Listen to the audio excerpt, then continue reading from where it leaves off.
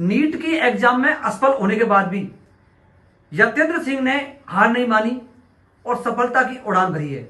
इनसे आप प्रेरणा ले सकते हैं। यदि आप किसी एक परीक्षा में यदि असफल हो गए तो आपका जीवन समाप्त नहीं हो जाता है।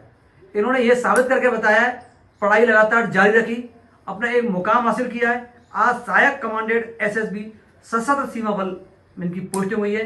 इनको और इनके पूरे परिवार को मेरी ओर से, करौली की ओर से बहुत बहुत शुभकामनाएं। यतेंद्र सिंह ने पहले प्रयास में ही सहायक कमांडेंट की परीक्षा पास की और उस पद पर सहायक कमांडेंट के पद पर पहुंचे हैं सशस्त्र सीमा बल में। यतेंद्र जी, आपके लिए बहुत बहुत शुभकामनाएं। सबसे पहले हम आपकी सफलता की कहानी जानना चाहते हैं कि आपने पशु चिकित्सा विभाग में डॉक्टरी की, उसके बाद क्या आपकी तैयारी रही जो आम स्टूडेंट और परिजन आपसे प्रेरणा ले सके, क्या कहेंगे आप? सर, मैंने 12वीं तक की पढ़ाई अपनी विवेकानंद संस्कार senior secondary school Gangapur city से की। उसके पश्चात मैंने नीट की तैयारी करी, जिसमें मैं वेटनरी के अंदर मैंने एडमिशन लिया। उसके बाद 5.5 साल का BVSC इंडिया का कोर्स मैंने बीकानेर वेटनरी कॉलेज से किया। तत्पश्चात मैंने MVSC veterinary gynaecology and obstetrics, वो भी CBS बीकानेर से मैंने अपनी पोस्ट ग्रेजुएशन करी। उसके बाद सर मैं विभिन्न प्रतियोगी परीक्षाओं की तैयारी करता रहा। मैंने एक प्रयास BSF के अंदर जब सहायक कमांडेंट की भर्ती आई उसके लिए दिया था, परंतु उसमें मैं अंतिम रूप से चयनित नहीं हो पाया। उसके बाद मैंने सोचा कि मेरा इंटरेस्ट जाग चुका था कि मुझे भारतीय सेना में अपनी सेवाएं देनी है। तो फिर मैंने दोबारा से कड़ी मेहनत करना शुरू किया। मैंने सोच लिया कि इस बार मुझे उत्तीर्ण होना है इस परीक्षा के अंदर। उसके बाद जब सशस्त्र सीमा बल के अंदर असिस्टेंट कमांडेंट वेटनरी के लिए एडवर्टीजमेंट आया, तो हालांकि बहुत कम उसके अंदर पोस्ट थी। ऑल इंडिया केवल 18 सीटें उसके अंदर आई थी। 18 सीट? जी सर, बड़ी बात है। मेरे काफ़ी अन्य साथी थे सर, मुझे याद है आज भी कि वो लोग, उन्होंने एग्ज़ाम का फॉर्म नहीं भरा था क्योंकि उनका कहना था कि बहुत कम सीटें हैं तो क्या फ़ायदा है इसके अंदर प्रयास करने से।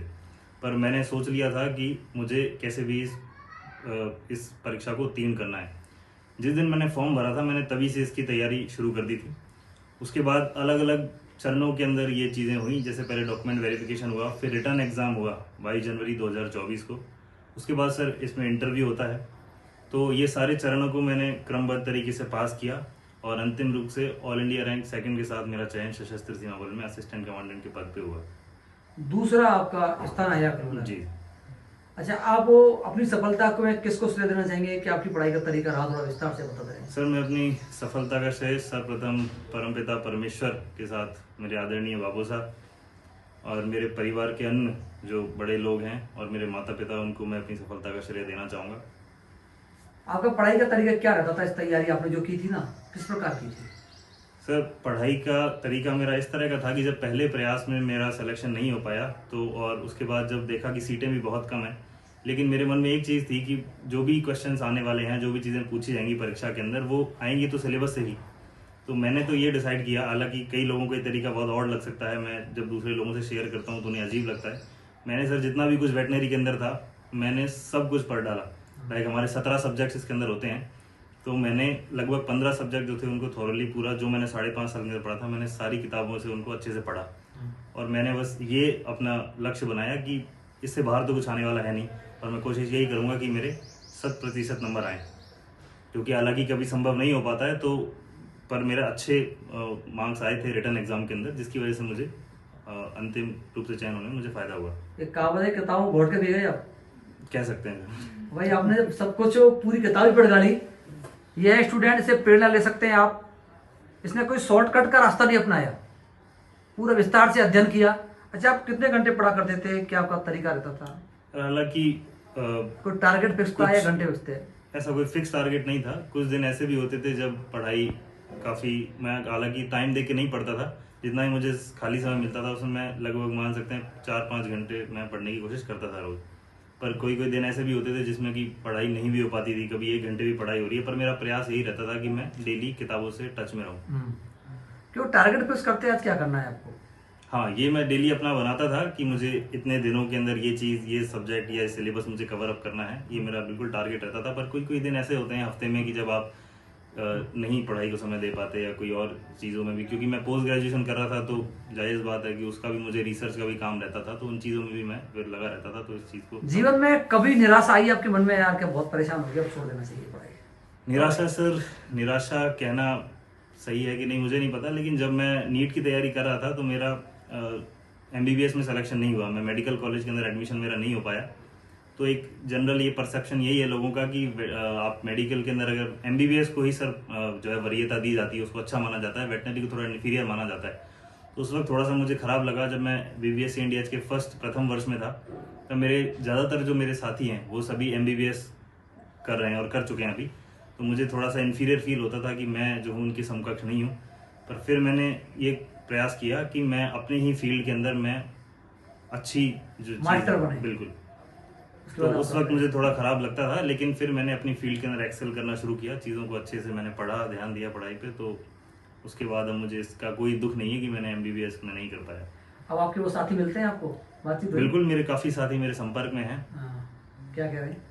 और हालांकि ऐसा कहना नहीं चाहिए, मैं तो ये मानता हूँ कि सब अपनी जगह अच्छे हैं, लेकिन वो लोग अभी कोई PG के लिए तैयारी कर रहे हैं, कोई लोग अभी एग्जाम दे रहे हैं, कोई लोग कहीं अपना प्रयास कर रहे हैं, जो भी हैं। हाँ। और मैं खुशनसीब हूँ कि मैं अभी और वो भी देश की सेना के बीच काम करने का मौका मिल रहा है आपको। बिल्कुल।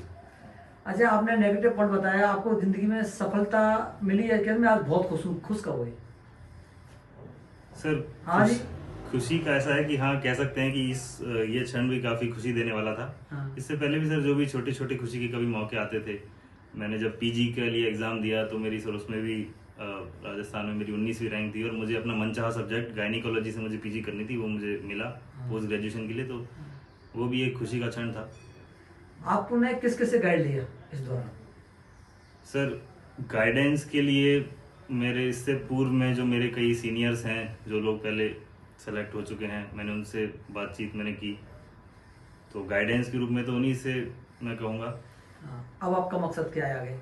सर आगे मेरा मकसद है कि मुझे अब जो भी मुझे जिम्मेदारी दी जाएगी तो मैं उसको अच्छे से निभाऊंगा। और साथ ही अगर मुझे भगवान ने इस काबिल बनाया है कि सर एक आर्थिक रूप से भी ऑब्वियसली वो भी एक पॉइंट रहता है कि हम सक्षम अगर हुए हैं, तो मैं चाहूँगा कि सर मैं एक जरिया बनूँ कि लोगों की मदद कर पाऊँ। ये बहुत अच्छी बात बता रहे हैं इनका सहायक कमांडेंट साहब कि अगर मैं संपन्न और समर्थ बना तो गरीब लोगों की मदद जरूर करूंगा। ये वाकई एक संस्कारवान बात है, क्योंकि जब भी व्यक्ति बन जाता है इसको जरूर सोचना चाहिए। आपके लिए बहुत बहुत धन्यवाद। धन्यवाद। बैठो। परमात्मा की दया है हाँ। कि मेरे सामने हाँ। इस उम्र में मेरे नाती दोनों नाती सेट हो गए ये बहुत और बढ़िया। दोनों अच्छे बढ़िया जगह पे चले गए। बच्चा अगर सफल होता है तो बड़ी प्रसन्नता की बात है और इससे परिवार के अन्य बच्चों को भी जो है प्रेरणा मिलती है। बस जो बराबर के जो बच्चे हैं उनको प्रेरणा जरूर मिलेगी इससे, और लोग सीखेंगे, बच्चे भी इनसे आपको इनकी पढ़ाई में, आप भी खुद टीचर हैं, क्या क्वालिटी पसंद आई आपको, कैसा लगा? ये मेहनती लड़का है और शुरू से ही काफी मेहनती रहा है और स्ट्रांग भी है, ये देखने में आया। स्ट्रॉन्ग भी है, शुरू से काफी मेहनती रहा है। इनकी एक सफलता की पहचान आप सभी के सामने है और आपके और लोगों से अब मुलाकात मैं कराऊंगा। उससे पहले एक बार